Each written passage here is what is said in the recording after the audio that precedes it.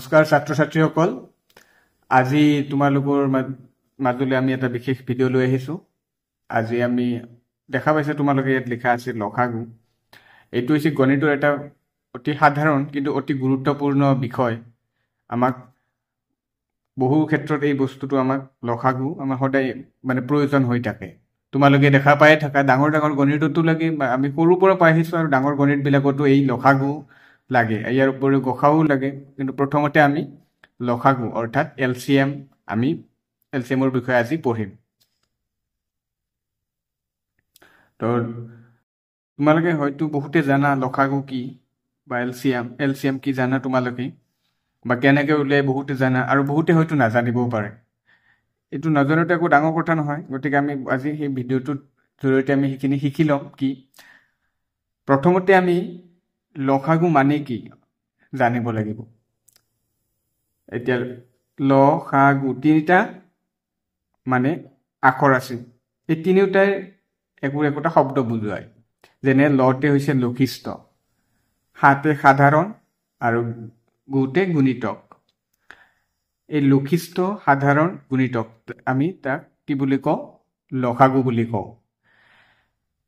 এতিয়া আমি জানিব লাগিব লক্ষিষ্ট মানে কি সাধাৰণ মানে কি আৰু গুণিতক মানে কি প্ৰথমতে আমি লিখি লৈছো লক্ষিষ্ট সাধাৰণ গুণিতক এতিয়া তোমালোকে হয়তো গুণিতক আৰু উৎপাদকৰ বিষয়ে জানা আজিৰ ভিডিঅ'টোত মই গোটেইখিনি ভালকৈ বিশদভাৱে ক'বলৈ চেষ্টা কৰিম এতিয়া গুণিতক মানে কি আমি প্ৰথমতে সেইটো জানিব লাগে আমি লক্ষিষ্ট মানে জানো লক্ষিষ্ট মানে হৈছে সৰু লক্ষিষ্ট মানে কি যেটো একেবাৰে সৰু হেতুক কয় লক্ষিষ্ট একেবাৰে আটাইতকৈ সৰু যেটো বস্তু হে আটাইতকৈ সৰু বস্তুটোক লক্ষিষ্ট বুলি কয় এতিয়া সাধাৰণ মানে কি সাধাৰণ মানে যেটা দুটা বস্তু একেলগে একে ধৰণৰ বস্তু দুটাত থাকে ধৰি ললো আমি এটা যদি উদাহৰণ লওঁ যেনে দুটা খৰাহি লৈছো মানে দুটা বাচন লৈছো য'ত আমি ফল-মূল ৰাখি থৈছো এটাত আছে আপেল কল আৰু কমলা টেঙা আনটোত আছে আপেল আনাৰস আৰু আঙুৰ এতিয়া দুটা খৰাহিত এটাত আছে দুটাতে আপেল দুটাতে আছে তাৰ মানে কি সেই আপেলটো কমন হৈ আছে কিন্তু এটাত আঙুৰ আৰু আনাৰস আছে আনটোত আছে কল আৰু কমলা টেঙা এই দুটা কিন্তু একে নহয় এই দুটা বেলেগ বেলেগ তিনিটা বস্তু আছে কিন্তু এটাত দুটা বস্তু বেলেগ আনটো দুটা বস্তু বেলেগ কিন্তু আপেলটো দুটাতে আছে তো হেতু হৈছে কমন অৰ্থাৎ সাধাৰণ তাক আমি সাধাৰণ বুলি কম ঠিক তেনেকৈ আমি এই খৰাহি দুটাৰ নিচিনা যদি দুটা সংখ্যাত এটা সংখ্যা দুটাতে পাওঁ দুটাতে গুণিতক হিচাপে দুটাতে পাওঁ তেতিয়াহ'লে সেইটো সাধাৰণ গুণিতক বুলি ক'ব তোমালোকে নিশ্চয় বুজিবলৈ পাৰিছা এতিয়া গুণিতক মানে কি আমি সেইটো জানিব লাগিব এইখিনি আমি অলপ বুজি পালো লক্ষিষ্ট মানে কি সাধাৰণ মানে কি অকমান হ'লেও বুজি পাইছো কিন্তু প্ৰথম আমি গুণিতক মানে কি সেইটো বুজিব লাগিব এতিয়া গুণিতক আৰু উৎপাদকৰ বিষয়ে তোমালোকে হয়তো পাইছা এতিয়া গুণিতক মানে যদি আমি এটা সংখ্যা লৈছো ধৰি ললো 10 এই 10টো কোন কেইটা সংখ্যাৰ উৎপাদক হয় সেই কেইটা সংখ্যাক এই 10ৰ গুণিতক বুলি ক'ব এতিয়া উৎপাদক মানে কি এতিয়া 10ৰ উৎপাদক যদি আমি উলিয়াও প্ৰথমতে আমি ধৰি লৈছো 10ৰ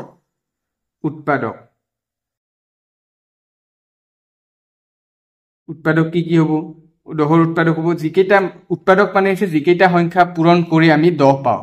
আমি কি পূৰণ কৰো 2 পূৰণ 5 কৰিলে আমি 10 পাওঁ আৰু কি পাওঁ 1 পূৰণ 10 কৰিলেও 10 পাওঁ নে নাপাওঁ তো গতিকে এই 1 2 5 10 এইকেইটা হৈছে 10ৰ উৎপাদক হয় এইখিনিলৈকে তোমালোকে বুজি পাইছা এতিয়া উৎপাদকটোৰ বিপৰীত বস্তুটো হৈছে গুণিতক মানে বিপৰীত মানে কেনেকুৱা যেনেকৈ 10ৰ গুণিতক কি 10ৰ যদি আমি গুণিতক চাওঁ গুণিতক কি হ'ব যে 10ৰ গুণিতক 10ৰ মানে চাবা 10ৰ গুণিতক হ'ব 10 পূৰণ 1 10 এটা গুণিতক হ'ব 10 পূৰণ 2 20 এটা গুণিতক হ'ব 10 পূৰণ 3 30 গতিকে এইকেইটা হ'ব এনেকৈ 30 40 বহুত কেইটা যিকোনো সংখ্যাৰ গুণিতক অসীম থাকে অসংখ্য থাকে আমি যিমান সংখ্যা পূৰণ কৰি গৈ থাকো আমি বেলেগ বেলেগ পাই থাকিম গতিকে গুণিতক অসংখ্য থাকে কিন্তু এতিয়া উৎপাদক আমাৰ কেইটামান থাকে উৎপাদক সীমিত থাকে এতিয়া আমি ইয়াত কি পাইছো 10ৰ উৎপাদক 2 5 1 10 কেইটা উৎপাদক আৰু এই উৎপাদক কেইটাৰ গুণিতক হ'ব 10 মানে 5ৰ গুণিতক 10 2ৰ গুণিতক 10 কথাটো বুজি পাইছা দুটা মানে এটা আনটোৰ বিপৰীত যদি উৎপাদক হয় তেন্তে গুণিতক হয় কেনেকৈ হয় বুজি পাইছা যেনেকৈ 2 10ৰ উৎপাদক কিন্তু 2ৰ গুণিতক 10 তোমালোকে হয়তো বুজি পাই আছা এতিয়া গুণিতক মানে কি বুজি পাইছা যে আমি এই কেইটাৰ মানে পূৰণ ফল 10ৰ লগত আমি পূৰণ কৰি গলে আমি গুণিতক পাই থাকিম 10ৰ 10 1 গুণ 10 10 2 গুণ 20 আমি 10 10 গুণ 100 আমি যদি 10 পূৰণ 10 লওঁ কিমান হ'ব 100 তো এইটো হ'ব ইয়াত গুণিতক হয় তো এইখিনিলৈকে তোমালোকে বুজি পাইছা এতিয়া গুণিতক মানে বুজি পাইছা এটা উৎপাদকটো মই ইয়াৰ লগত সংগতি ৰাখি কথাটো কৈছো কিন্তু উৎপাদকটো ইয়াত আমাৰ এতিয়া প্ৰয়োজন হোৱা নালাগে আমাক গুণিতকটো লাগে এতিয়া কৈছে লক্ষিষ্ঠ সাধাৰণ গুণিতক আমি সাধাৰণ মানে কি পালো যেটো দুটাতে থাকে এতিয়া আমি সাধাৰণটো কেনেকৈ বুজি পাম চাবা যদি আমি দুটা সংখ্যা লৈছো যেনে 10টো আমি এটা লৈছো আৰু এটা সংখ্যা ললো ধৰি ললো 20 20ৰ গুণিতক আমি লম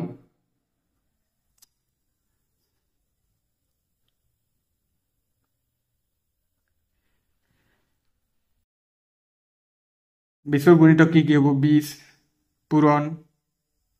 1 20 20 পূৰণ 2 40 20 পূৰণ 3 60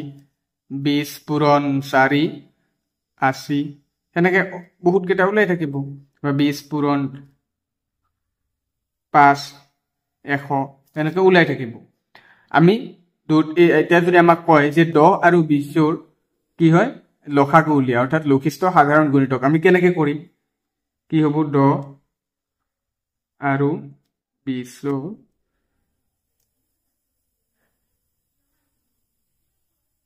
লসাগু চাবা এতিয়া আমাক এই তিনিটা শব্দৰ পৰা আমি বস্তুটো কেনেকৈ উলিয়াম ল মানে হৈছে লক্ষিষ্ঠ সাধাৰণ গুণিতক প্ৰথমতে আমি গুণিতক চালো 10 আৰু 20ৰ লসাগু মানে এনে এটা সংখ্যা হ'ব লাগিব যিটো 10 আৰু 20 দুটাৰে গুণিতক হয় 10 আৰু 20 দুটাৰে গুণিতক হ'ব লাগিব মানে সাধাৰণ গুণিতক এতিয়া প্ৰথমতে চাই আছো যে গুণিতক বুলি ক'লে 10ৰ গুণিতক 10 20 30 40 50 60 70 80 100 110 বহুত পাম আমি 20ৰ গুণিতক 20 40 60 80 এনেকৈ 100 আমি পাই থাকিম এতিয়া আমাক সাধাৰণ বুলি কোৱাৰ লগে লগে দুটাতে আছে কোন কেইটাত আছে দুটাতে কি কি আছে একে একে থাকিব লাগিব সেই কেইটাক আমি কম সাধাৰণ গুণিতক যেনে 20টো ইয়াতো আছে 20টো ইয়াতো আছে তো এইটো হ'ব এটা সাধাৰণ গুণিতক আমি সাধাৰণ কেইটা প্ৰথমতে চাইছো 20 হয় তাৰপিছত আছে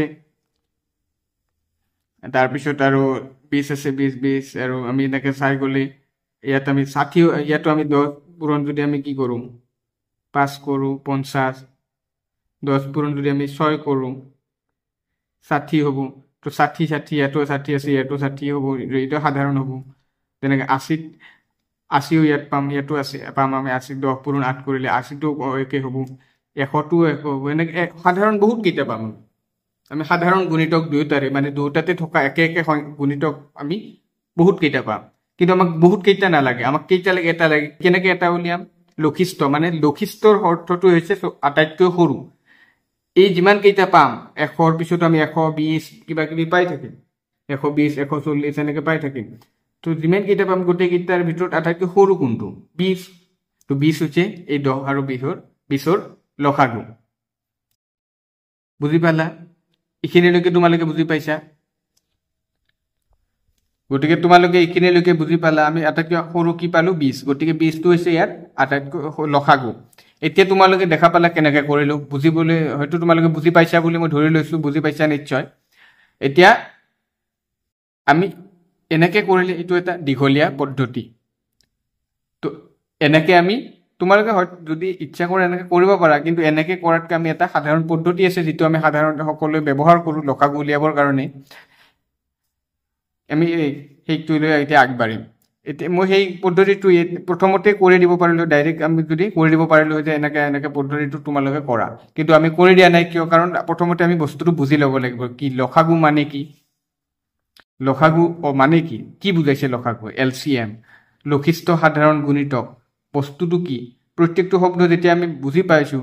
কেনেকে বস্তুটো সৃষ্টি হৈছে কেনেকে হৈ আছে বস্তুটো যেতিয়া আমি বুজি পাম তেতিয়া আমি মনত ৰাখিবলৈকে একে মুখস্থ কৰিবলৈকে নাই আমি এনে মনত থাকি যাব আশা কৰো তোমালোকে বুজি পাইছা এতিয়া আমি পদ্ধতিটোত আমি কৰিম কেনেকে কৰিম এতিয়া আমি 10 আৰু 20ৰে প্ৰথমতে এটা সাধাৰণ উদাহৰণ হিচাপে লৈছো 10 আৰু 20ৰ আমি লসাগু উলিয়াব লাগে কেনে কৰিম আমি প্ৰথমতে 10 আৰু 20ক আমি লিখি লম 10 20 এই দুটা কি কৰিম আমি চুটিহৰণ পদ্ধতিৰে কৰিম কেনেকে কৰিম এতিয়া প্ৰথম কথাটো হৈছে কেইটা সংখ্যা আছে দুটা